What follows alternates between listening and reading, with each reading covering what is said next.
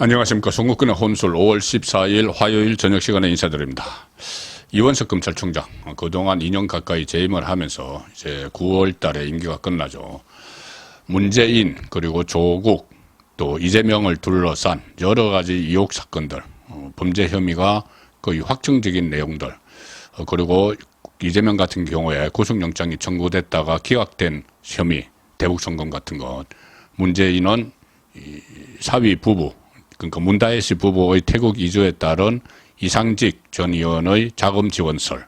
그러니까 이것은 이 혐의는 이 뇌물 사건입니다. 제3자 뇌물. 자, 그 사건들 여러 가지 수사할 것도 많고 한데 계속 뭉겨왔다. 그런 의혹에 지금 휩싸여 있습니다.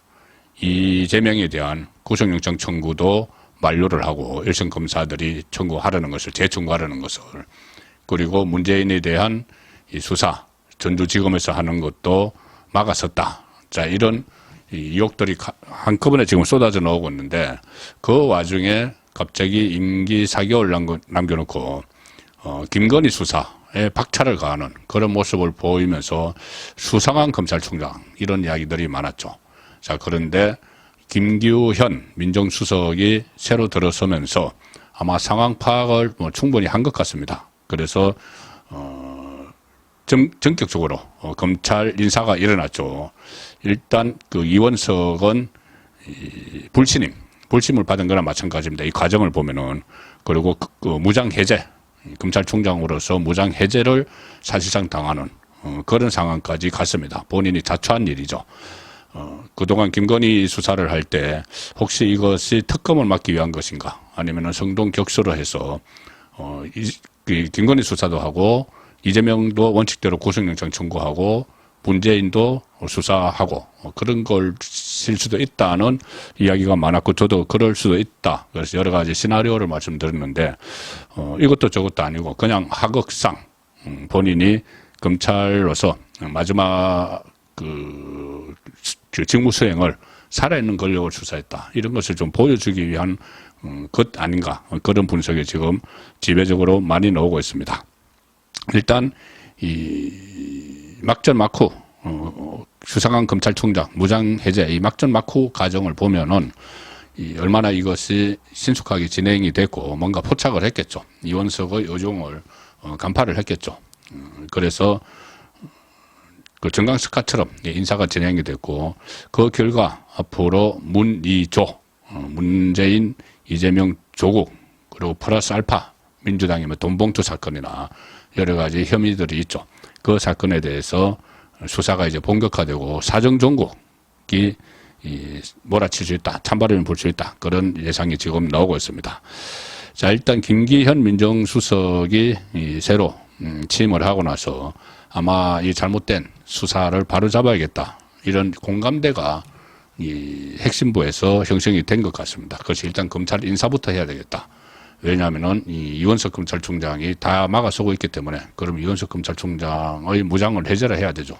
수사 지휘권을 사실상 박탈을 하고 그 수사를 잘 할 수 있는 이재명, 문재인, 조국에 대한 수사를 잘 할 수 있는 사람을 실전에 투입해야 되는 거죠. 그래서 정강스카 같은 이 검찰 인사가 있었습니다. 처음에 인사를 논의한 것이 11일 지난 토요일이라고 합니다. 토요일. 원래 이 검찰청법 34조 1항 보면은 법무부 장관이 검찰총장의 의견을 들어서 검사 보직 이동을 대통령에게 제청을 하는 그런 절차를 거치도록 돼 있죠. 그때 윤석열 검찰총장 때 윤석열 패싱, 추미애 박범계가 인사 논의를 하지 않고 패싱했다, 그런 논란이 있었는데, 이번에는 토요일 날 박성재 법무부 장관이 이원석 검찰총장과 모처에서 만나서 인사 논의를 했다고 합니다. 인사 논의를 했는데 인사를 하겠다고 하니까 이원석이 인사를 좀 보류를 해달라, 이렇게 요청을 했다고 합니다. 그런데 이 박성재 법무부 장관이 묵살을 했죠. 인사 보류를 요청한 것은 이제 본인이 임기가 4개월 정도 남았으니 사실상 뭐 후임 검찰총장 추천위원회 설치되고 인사청문회 하면은 이원석 본인의 임기는 한 2달밖에 안 됩니다. 그때까지 어쨌든 버티고 가면서 뭔가 김건희 수사 결론을 내리려고 했는지 모르지만 인사를 좀 보류해달라 이렇게 요청을 했는데 박성재 법무부 장관이 그것을 거절을 했다. 그래서 토요일에 그렇게 인사 논의가 있었고 그 다음날 일요일 그제죠. 12일 밤에 9시 밤 9시가 넘어서 심야에 법무부에서 일선검찰청의 검사들에게 전화를 돌렸다고 합니다. 이번에 인사에서 핵심 조직에서 배제되는 사람들 그리고 좀 물러나 줬으면 하는 사람들에게 법무부에서 검사장들에게 전화를 돌렸는데 일선검찰청 검사장들에게 되도록 그동안 고생이 많았었다 이런 이야기들을 쭉 했다고 합니다. 그러면은 이것은 결국 검찰을 이제 떠나달라는 통보를 받은 것이죠.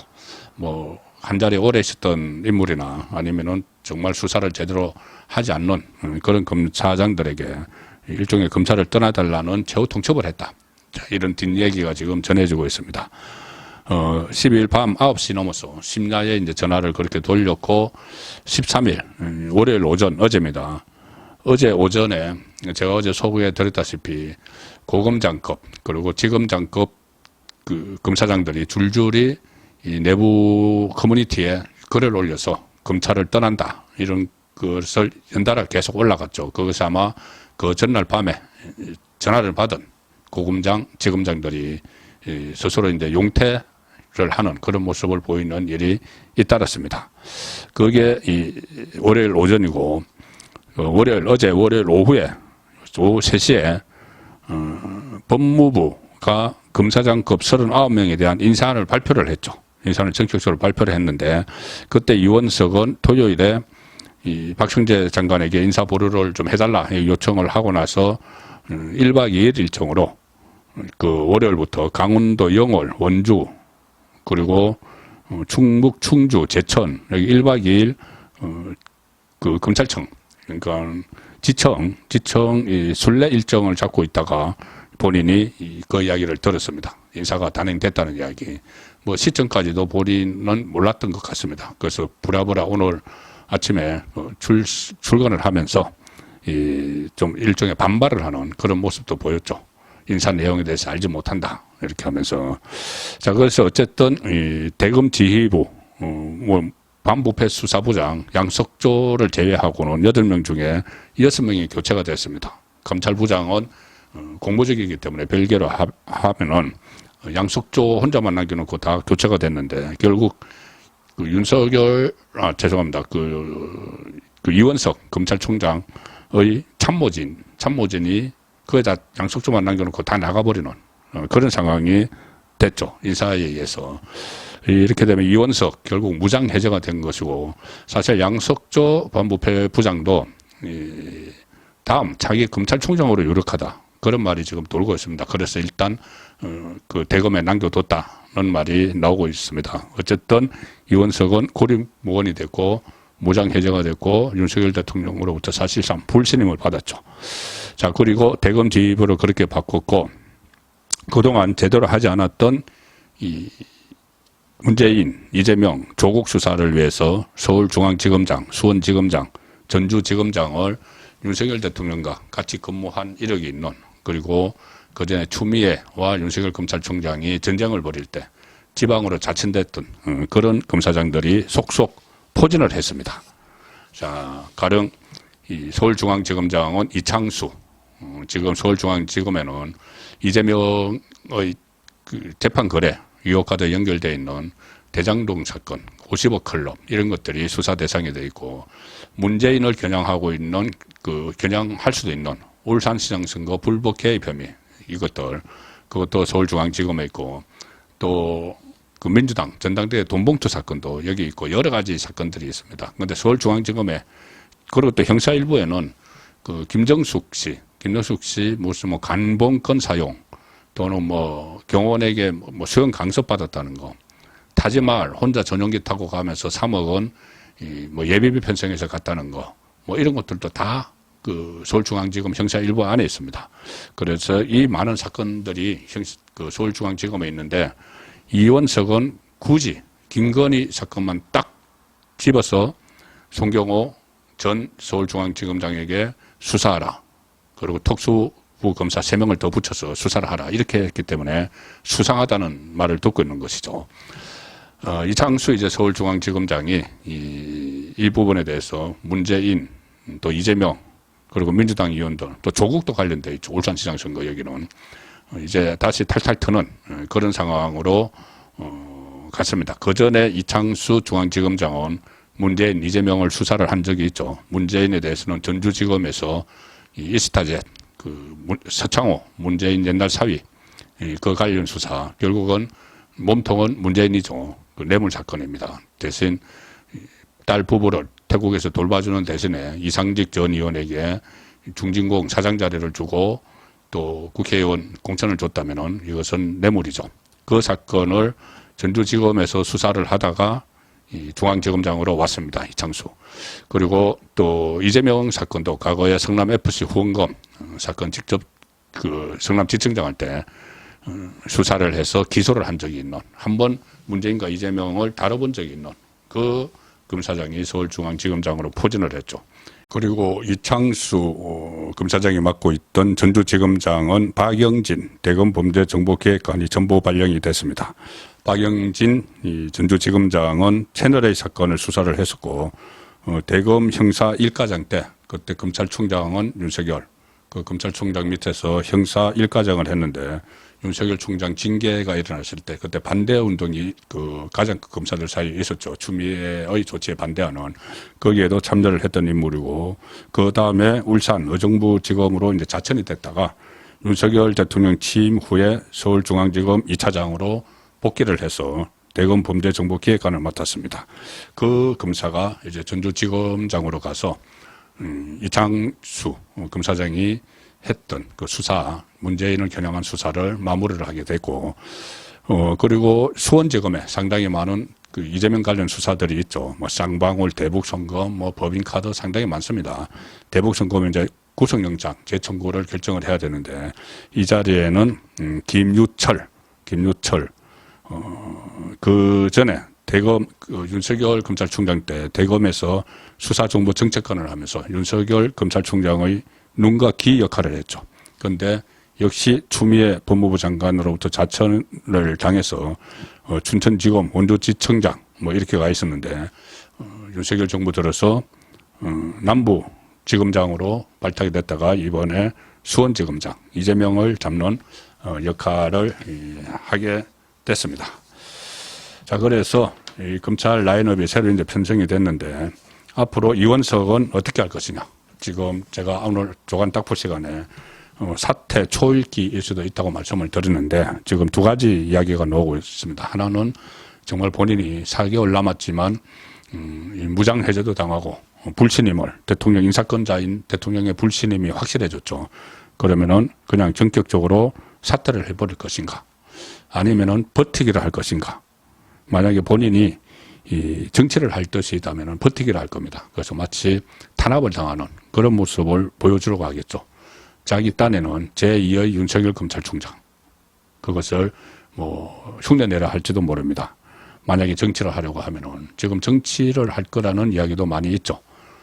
서울대 정치학과를 나왔고 또 강주 고향이 강주입니다. 강주에서 고등학교 2학년까지인가 다녔기 때문에 만약에 정치를 하면은 민주당으로 하겠죠. 그러려면은 지금 이 상황에서 본인은 버텨야 됩니다. 그래야지 나중에 자기 몸값이 좌파 진영에서 올라가죠. 자, 그런 것을 하면은 불신임을 당했지만 버티기를 할 거다. 뭐 이런 이야기도 나오고 있는데 뭐 이원석 이제 사실상 수사 지휘권을 잃었죠. 그 거치와 별개로 문재인, 이재명, 조국에 대한 수사는 이제 본격화됩니다. 특히 오늘 대북 송금 사건이 그 대북 송금 사건을 놓고 이재명 구속영장을 칠 건지 김유철 신임 수원지검장이 이제 결정을 하겠죠. 그게 최대의 아주 앞으로 관전 포인트가 되는데 오늘 대북 송금 돈을 대신 내준 김성태 전 쌍방울 회장 검찰 3년 6월 구형을 받았습니다.